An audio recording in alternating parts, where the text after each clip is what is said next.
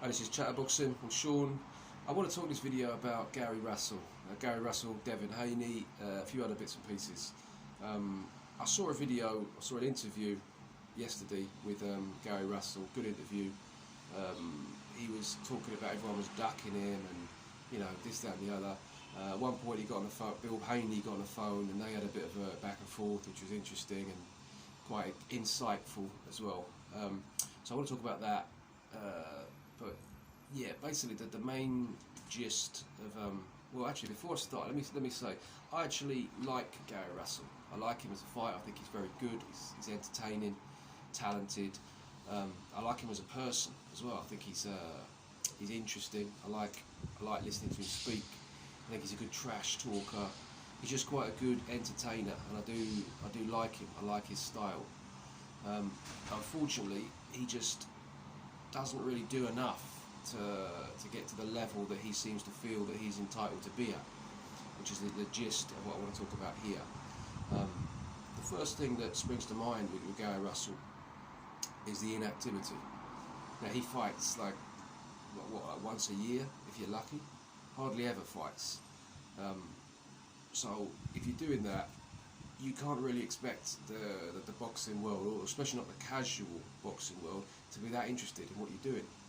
Like people say, you're only as good as your last performance. You need to be out there, putting your name out there. It's like anything. Like if you're musicians, for example, if they put out an album, they're going around, they're touring, they're doing interviews, all that stuff. Promotion, it's just basic common sense. You can't expect to just occasionally pop up, do something, and expect everyone to just be interested in you the whole time.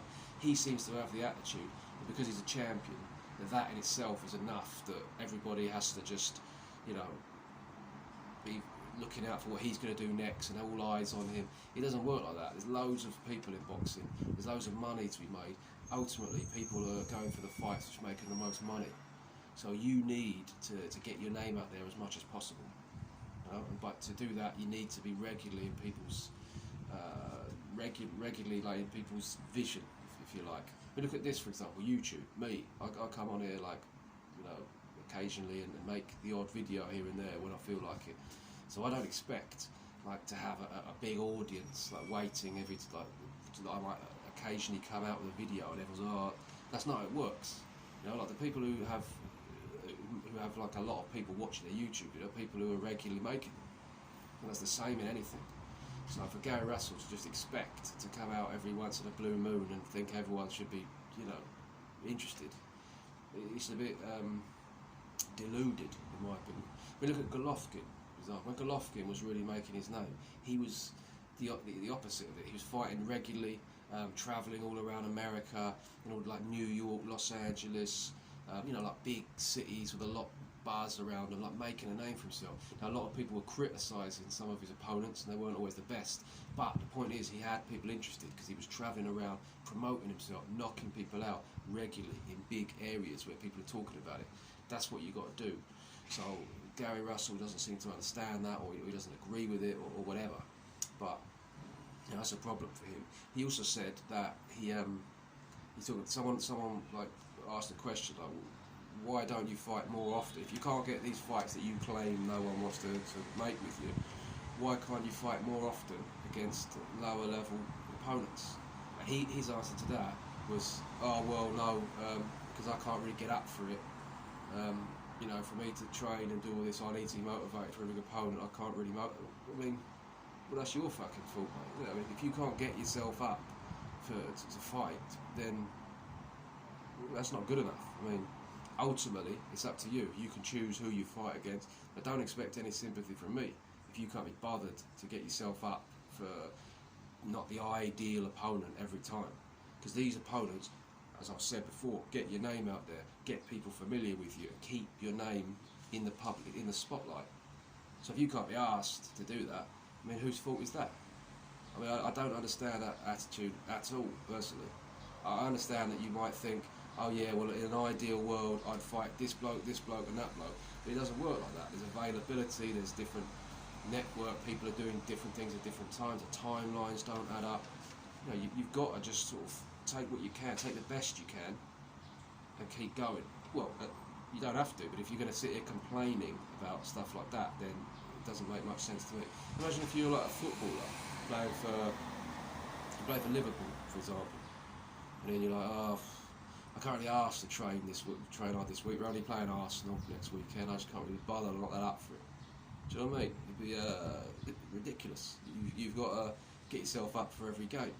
So I personally just don't respect that attitude. I mean, it's up to him, but it's not something that I have any sympathy for. So yeah, I think that's it's unfortunate, and I think quite a lot of fighters do this nowadays in boxing. Also, I want to go to the thing with the Devin Haney thing, because he was talking about first of all, literally everyone is ducking according to him. No one wants to fight him. Tank Davis is scared of him. Shakur Stevenson knows he can't beat him. Devin Haney's ducking him. Josh Warrington's ducking him. Leo Santa Cruz. Well, to be fair, Leo Santa Cruz, that situation with his old man, Leo Santa. I mean, I can't believe Leo Santa Cruz let him get away with that. Personally, that was. But still, look at Leo Santa Cruz. Now he's fighting Tank Davis. He's look at the people he's fought in the past. Yeah, you can say he didn't take that one. Yeah, he didn't. Fair enough. But still, he's fighting Gervonta Davis next. It's not like he's not doing anything of any worth. Do you know what I mean? So yeah, he's claiming that all these people don't want to fight him and they won't do it. Now I just don't believe that. To be honest, like in terms of like Josh Warrington, I can tell you 1,000,000% that's bollocks. Shakur Stevenson, I don't believe that. I don't believe that Shakur Stevenson wouldn't be, do you know what I mean? Tank Davis, I don't know. Tank Davis, I mean, but at the end of the day, Tank Davis has got a better option now, hasn't he? He's fighting against Leo Santa Cruz, who's more well known, more money in it, probably easier to work with. Do you know what I mean? What do you really expect? You know what, Devin Haney, Devin Haney, who's saying how Devin Haney ducked him, blah blah blah. So Bill Haney phones up, and now I'm not saying that Gary Russell completely changed, shit himself and started back. He didn't. Do you know what I mean? He held his fair. He's a bit of a geezer, Gary Russell. I'll give him that. I do like him. Do you know what I mean? He's a bit of a geezer, but he did. He's just seemed a bit more. Well, Bill Haney, shall I say, seemed more confident in what he was saying. Seemed more reasonable and a bit more honest in terms of what he was saying, and more forceful with it. Whereas the only thing really that Gary Russell could say was that, oh well, you didn't come back to me with the figure, which I suppose you could say at one point is true. But the fundamental thing is, Bill Haney contacted him, and he just came up with a figure that, according to Bill Haney, was too high. Now I don't doubt that at all. If you look at what how Gary Russell's career has gone so far, and if you look at his response to that, to me that seems very true. And I don't think that Eddie Hearn, and from what I've seen from Bill Haney and they don't seem like unreasonable people in terms of they pay people quite well. Don't really see a problem with it. Gary Russell was basically priced himself out from what I could see, and at least being very ambitious with the pricing. So Bill Haney said to him, "All right, mate, if that's what you're saying, get that money from Al Heyman and we'll do it. Job done." So, we'll see what happens. Personally, I have my suspicions that won't happen, and the reason for that is because that money, if he says that to Al Heyman's going to be like, "Mate, come on, it's not going to generate that much for two lightweights. Or you're not even a lightweight. You're like a super featherweight, whatever." Do you know what I mean? There's not that much money in it. So him sitting there saying, I know my worth. A lot of fighters don't know their worth. That's true, but what you consider to be your worth isn't necessarily what other people consider to be your worth. Just because you think you deserve a certain amount of money doesn't mean other people are going to pay you that. So, there's a lot of that. I think when he's talking about all these people all ducking, all the fighting, it makes me think basically he just wants shitloads of money. Can't really be bothered to fight throughout the year, make a name for himself, do the hard work. He just basically wants to rest on his laurels. I've got this belt, now pay me a load of money to fight. That's what it looks like to me, just being honest. Now I know, as I said, I like what I've seen from Gary Russell. I think it's a shame. I think he's got a good good skill set, good fighter, and a good personality. Do you know what I mean? There are in boxing, good trash talkers are good. People who are good with words, they're good. Do you know what I mean? A lot of people do it and they just sound like pricks. But he's one of the few people that I think is actually good at it. And just generally, he's a good talker. He could have really, for me, those weights, you've got to have something about you. You've got to have something like you are to make me interested. I'm generally not that interested in like the lighter weights, just being honest. So I do watch some of it, but it's not the same to me as like from, I suppose, like welterweight up, but really like heavyweight, super middle. This is the stuff that I'm more interested in. So, and that just goes for everyone really, at least in my part of the world and in his part of the world.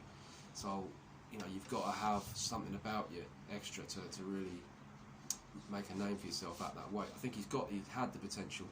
Just think that his attitude, I just think he just lacks the, I don't know if it's the work ethic or it's just he doesn't agree with that and he's not prepared, which is obviously his opinion. This is fair enough. No one can force him to do it. But, you know, when you're on there saying, oh, this bloke's ducking me, that was ducking me, no one wants to fight me, I'm not really convinced. And then he's talking about Lomachenko as well, saying that he's better than Lomachenko, even though the fact Lomachenko beat him, if they fought 100 times he'd win 99, so the one time out of 100, I mean, I don't know, it just seems to be a lot of waffle. And then he's talking about fucking, he reckons he says he'll fight Terence Crawford next. Terence Crawford, come on. Do you know what I mean? You're going to go up to welterweight and fight Terence Crawford, are you? I mean, you may have smacked him in the mouth, like a sort of 16-year-old version of him once, but you're going to go up to like welterweight now and beat Terence Crawford, are you? Okay, mate. So yeah. I just wanted to give my thoughts on that really, because it's Gary Russell has that attitude, and so do a lot of boxers, I think, these days, and also a lot of people are supporting it. So I saw quite a lot of people like in the chat and people in general sort of going, yeah, it's you know, these people stop ducking him and he's this and he's that, and just not really holding him accountable to any of the stuff that the arguments that I've made. Just he said it, so therefore, yeah, fair enough. Like they all need to do that. I just don't see how it works like that. Now, Bill Haney said that you give him like go speak to Al Heyman, get back to me with that offer if you think it's reasonable and blah blah blah. We'll take it. So we'll see what happens there. But I can't see it happening.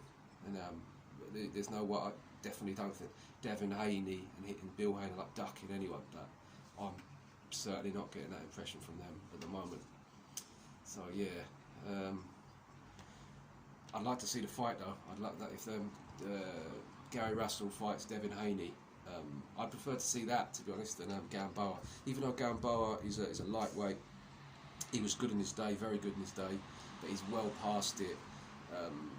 It's not a terrible fight for Devin Haney at this point. If it's in the sort of COVID-19 situation, if you look at the available opponents on the table, it's not that bad, but basically he's a sort of washed up older fighter. You're not talking about an older heavyweight, like when Gamboa was like small, lightweight, quick reflexes. So yeah, to be that age at that weight, and obviously with the injury he had in his last fight, it's not particularly exciting. I'd much rather see Gary Russell, especially for Gary Russell, all the giving it a big one. Bill Haney, with Devin Haney as well, but Bill Haney and him had a little bit of a back and forth. He was quite respectful, but you could tell it'd be quite an interesting build-up. Gary Russell's obviously smaller, so I suppose people will say, oh well, he's coming up in weight, and they won't give him all the credit for that. But me personally, I think that at this stage, Gary Russell is all things considered more formidable opponent than Gamboa, and it would definitely be more interesting, and I would like to see it. So I don't think it will happen based on the financial side of it, but I'd like to see it. So let me know what you lot think, and thank you very much for watching.